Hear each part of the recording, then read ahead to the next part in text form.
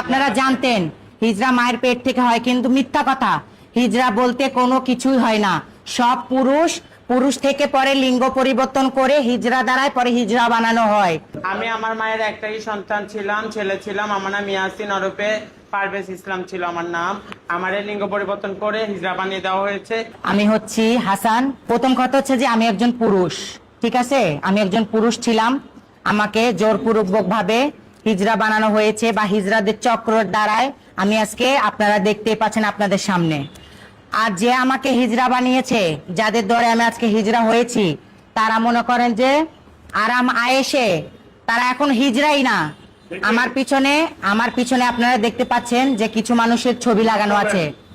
এক হচ্ছে সুন্দরী হিজরা, দ্বিতীয় হচ্ছে যে শিমুল, তৃতীয় হচ্ছে যে লিপস্টিক, ওর নাম হচ্ছে হৃদয়, 4 নাম্বার হচ্ছে যে আয়শা, ঠিক আছে? ওর নাম হচ্ছে মাসুদ। এই যে দেখেন ইয়াবা খাচ্ছে, বা এই যে দেখেন ওনার ফেস, ঠিক আছে? পাবলিক থেকে টাকা পয়সা নিয়ে ওনারা কালেকশন করে খায়।